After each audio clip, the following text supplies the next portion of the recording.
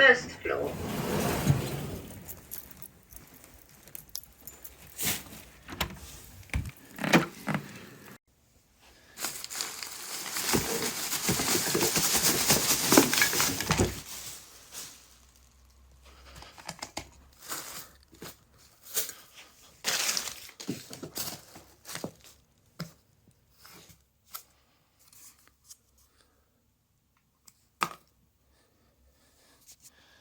So here's my current personal best in Subnautica Survival any %.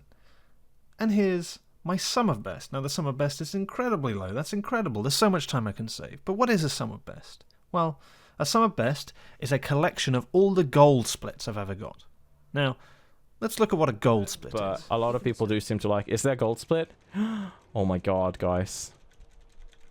And I mean, look at that colour. It really makes you want to put it up on a wall with a little sign saying runner did good. And what that means is that the runner has had the fastest section they've ever done, the fastest level the most of the time. And in Dishonored's example, you go from one loading screen to the next, that's the level, and you could repeat that. So you could do the same actions better than before, and you get another gold and fill your viewers with even more pride. However, when a gold split comes up in Subnautica, for the most of the time it's completely useless, sometimes even worse than useless, misleading. Let's have a look at why that is. So I'm going to bring up a map and we're going to draw a couple lines of where the run usually goes. So we've got a couple lines here. Blue, glide to mountain. Green, the blast off section where we go to the Aurora. Purple, the sparse reef, that's going to the sparse reef. And yellow, also the final crafting section, that's making the Cyclops. But what if I just move the spawn right over here? Well, I'll have to move all the lines with me, and now this doesn't make a lot of sense. I'm building the Cyclops somewhere I can't, and I'm going straight through the middle of the mountain, which technically we could do, but it would be slow and pointless. But most importantly, spawns are close to some objectives and not others.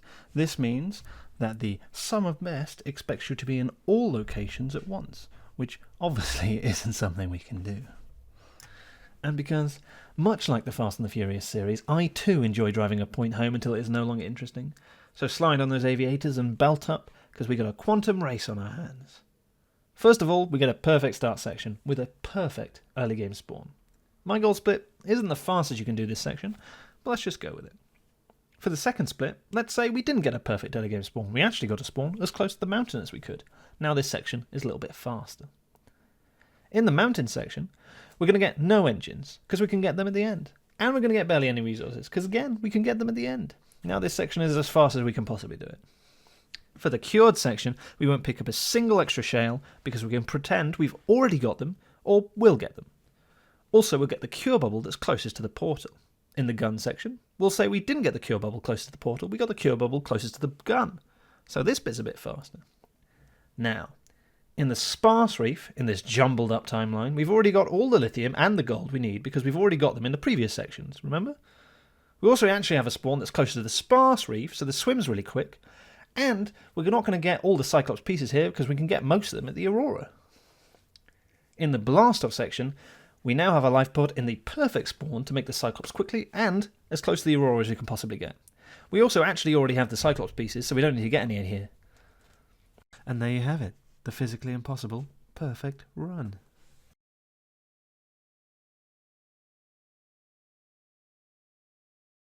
Now, I really hope you enjoyed that video. Mostly this is just an excuse to ignore people's questions on my Twitch chat. But if you did enjoy this, don't forget to like, subscribe. You can even join the channel now, that's a thing. Wink.